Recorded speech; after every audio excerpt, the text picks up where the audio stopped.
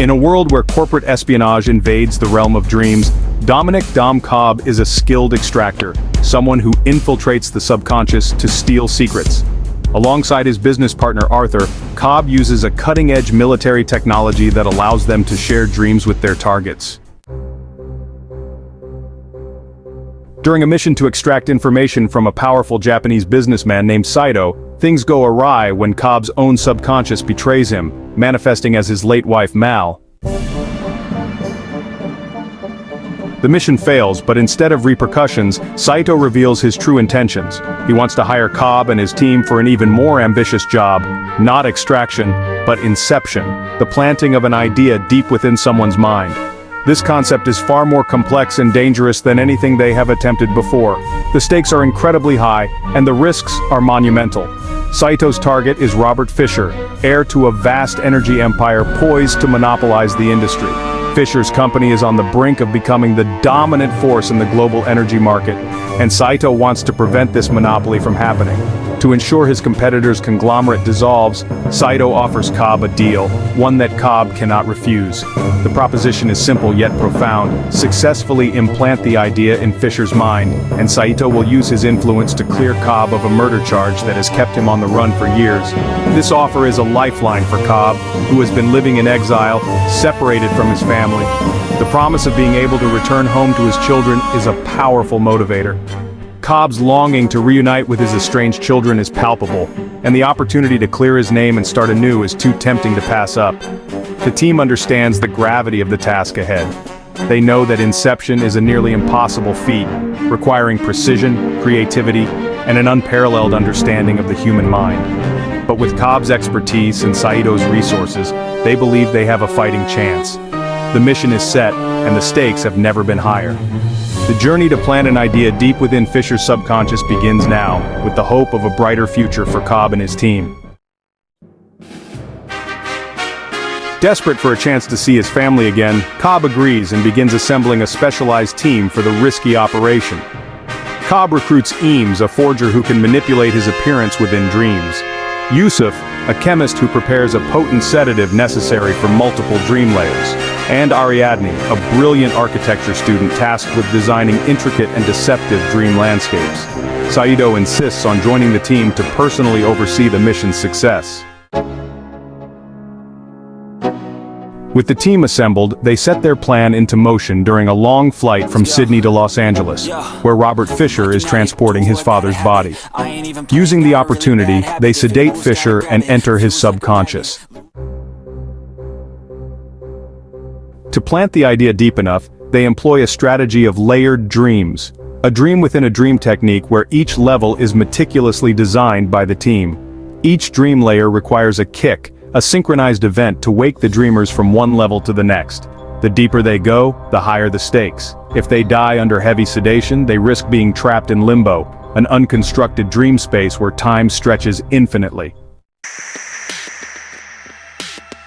In the first dream level, a rainy cityscape created by Yusuf, the team kidnaps Fischer, but things take a turn when Fischer's subconscious, trained to resist intruders, fights back.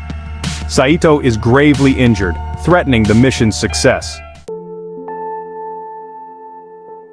The team plunges into the second level, a luxurious hotel dreamed by Arthur, where they manipulate Fischer into believing his godfather, Peter Browning, is behind his kidnapping. Fischer is convinced to help them, unwittingly becoming a participant in his own inception.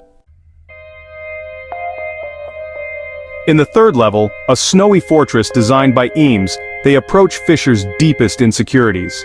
Here, Fischer is led to believe he is breaking into Browning's subconscious to uncover a secret, but in reality, they are planting the seed of an idea.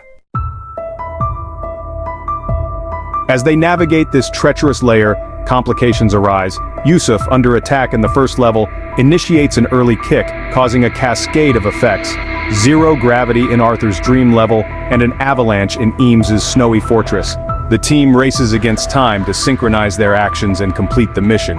Meanwhile, Saito succumbs to his wounds and slips into Limbo. Cobb and Ariadne follow, finding themselves in a surreal, decaying city formed from Cobb's own memories. The buildings around them are crumbling and the streets are eerily empty, creating an unsettling atmosphere.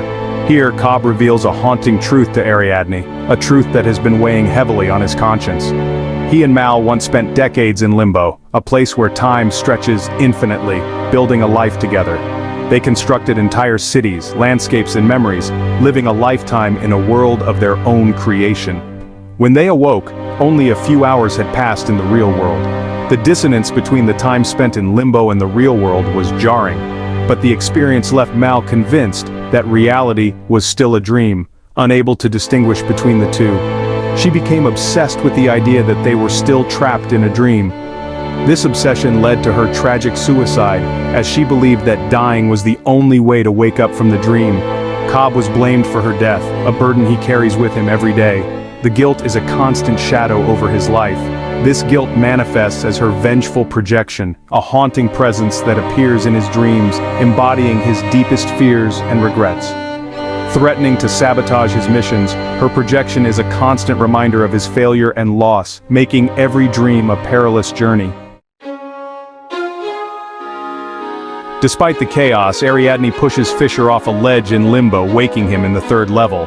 Inside a secure vault, Fischer discovers the Inception, a simple idea that his father wanted him to be his own man, subtly guiding him to dismantle the Empire. The team members, except for Cobb and Saito, ride the synchronized kicks back up through the dream layers. Each layer they ascend brings them closer to the real world, shaking off the surreal experiences they endured. The sensation of waking up is jarring, as if emerging from a deep, disorienting sleep. They blink, trying to adjust to the familiar yet strange surroundings of the airplane cabin. The hum of the engines and the chatter of fellow passengers slowly bring them back to the present moment, returning to the real world. Cobb remains behind, diving deeper into Limbo to find Saito.